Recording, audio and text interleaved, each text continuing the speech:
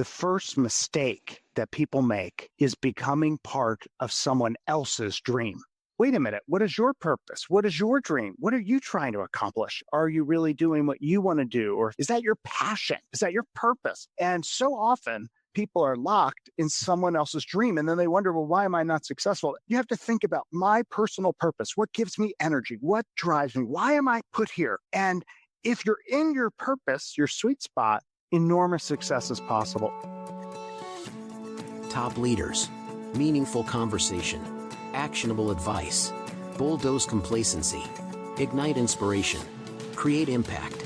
Produced by Southwestern family of companies. This is the Action Catalyst. Skip Prichard as one of the biggest blogs on the internet, one of the best leadership blogs on the internet. He's the former CEO of Ingram. His book is called The Book of Mistakes. So Skip, welcome to the Action Catalyst podcast, my friend. Thanks so much. Give us a little bit about your background, and can you tell us a little bit about that and how that sort of shaped your path? It was very unusual and not a normal childhood, though you don't know that at the time, right? My parents were both going to be missionaries overseas. They thought that's what their calling was. They couldn't have children, they were told. They ended up having 6. And my mom said, we just want to help people. Let's make our home. Let's open it up. And so I grew up in a place where we took in people from all over, and they were abused, addicted, and abandoned is the way I like to think of it. And all races, all walks of life, all ages, but all of them had trouble. It's a fascinating way to grow up. It's unusual. But I remember even as a kid, I would be fascinated with why somebody would kind of leave the house, get a job, do well, maybe start a business or whatever they did. And somebody else would leave the house and get back on drugs, not be able to move past what had happened to them, whatever those issues were. And I was fascinated with that. Why is this person doing well and this person not doing well? It started my earliest thinking and studying over success principles. The book, it's called The Book of Mistakes. So you talk about these 9 mistakes that people make. Just give me like one of the 9 that you say, this is one people need to really, really know about. Sure. Well, we'll start at the beginning. I think the first mistake that people make is becoming part of someone else's dream. Why did you major in engineering? Well, mom said to. Or why are you a marketing manager? Well, my first boss pushed me that way. Wait a minute. What is your purpose? What is your dream? What are you trying to accomplish? If you're an entrepreneur, are you really doing what you want to do? Or if you're in the jobs kind of somewhere, is that your passion? Is that your purpose? And so often people are locked in someone else's dream. And then they wonder, well, why am I not successful? It doesn't mean everyone has to start their own business and their own thing, though it may. But you have to think about my personal purpose. What gives me energy? What drives me? Why am I put here? And if you're in your purpose, your sweet spot, enormous success is possible. If you are not, then it can cause all kinds of problems. Are you in your sweet spot? Are you in your zone? It's interesting when you study research on near-death experiences, on the dying, if you look at their regrets, what do you regret in life? The answer almost always comes back, I regret not being true to me, right? And it doesn't matter if you do it 10 years ago, if you do the study again, if you look at different countries, that bubbles up to the top of the list. Why is that? Well, I regret not being me. I regret not following my dream. I was pushed into someone else's. So it's something that really stays there, but it's not necessarily your own business. It may be, but you can find your purpose in a job. Some people hear this, I do a talk on this, and they may find their purpose in a charitable thing that they're doing on the side. And their job is kind of a way to that, but their purpose is not defined just by their occupation. So you really have to give some time to thinking about your purpose and what is that. And so all of these mistakes are universal truths, and I have found them to be based in research, academic research. I've interviewed over 1,000 people and studied successful people, and my own life as a CEO of several companies. And I'll just jump to one other one all the way at the end. That's the first mistake. The very last mistake, the 9th one, is believing you have all the time in the world. The most successful people have a sense of urgency. and they tackle it. You have to prioritize your time. And is that time then, and where you're spending that time, multiplied, as you would say, or your multiplier, is that going to enhance your goals, your purpose? And then it kind of reinforces all of the 9 that helps assure your success. So all of the principles relate to each other, and they're all designed to get you on that track that you want toward your own goals. They all interrelate, and it's that sense of urgency for my personal purpose. And all of these mistakes, if you have that sense of urgency and that drive, you're going to fuel your own success.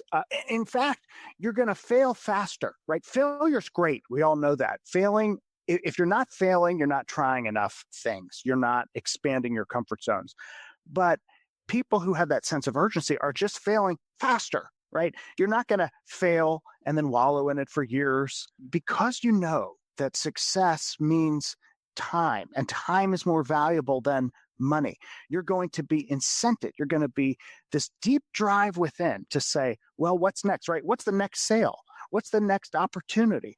What's the next call I can make? What's the next book I can read that's going to change my mindset, motivate me just 1% more in this next month, which then, of course, changes the trajectory of my year. Were any of the 9 surprises to you?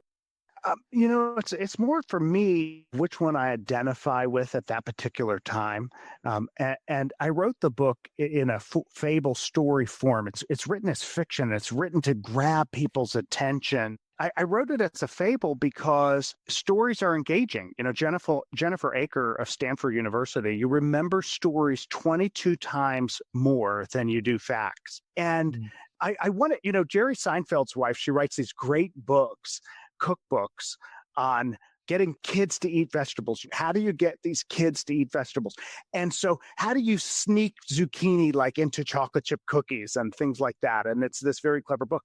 Well, this book is written in that same way. How do I take success principles and work them in a way into a story that's enjoyable, that I'm reading, and I don't realize by the end I've kind of learned, I've gotten my success vegetables. The idea was looking at young people in particular, how do you get them to read something and engage? And so I've had people who just read the story and they're just fascinated with the story and they love that. And I think that's great.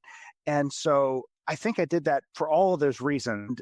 Also, stories are enduring. I mean, they last for a long time. So people will refer it, and it's kind of that gift kind of thing where you can say, hey, I read this story. I think it would benefit you. If you think about a discipline, if you think about these mistakes, the one that I'm identifying with today is accepting false labels.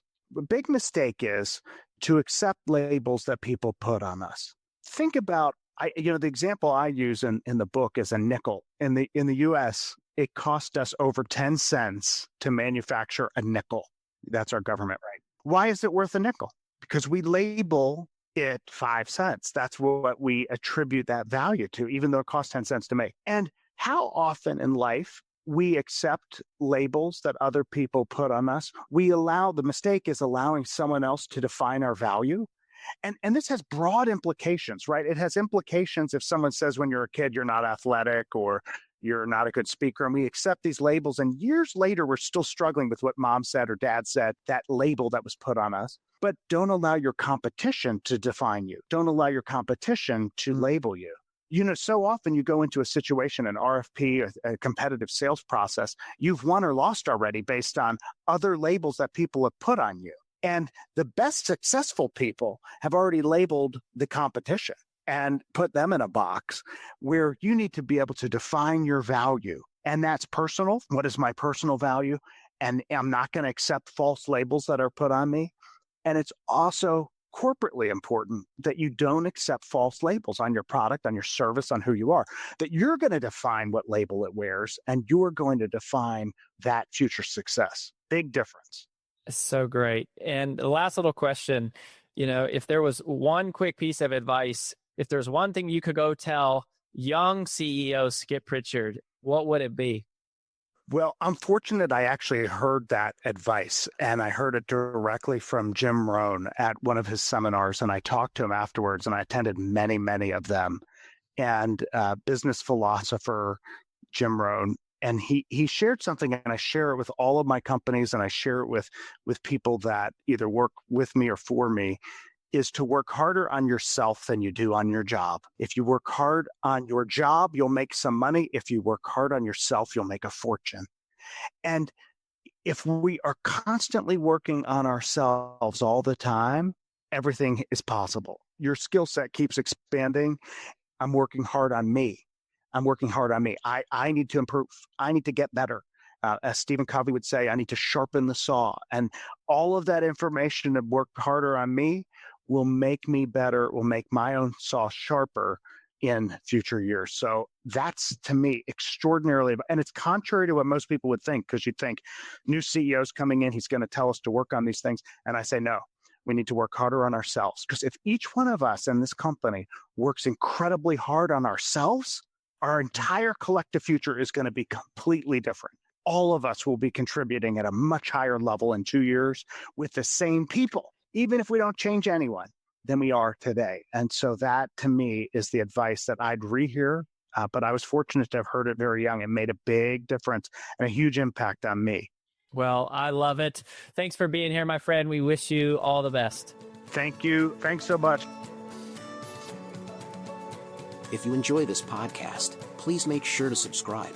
And to stay updated on everything that the Action Catalyst is up to, make sure to follow us on Facebook and Instagram at Action Catalyst Podcast and on Twitter at Catalyst_Action. And thanks for listening.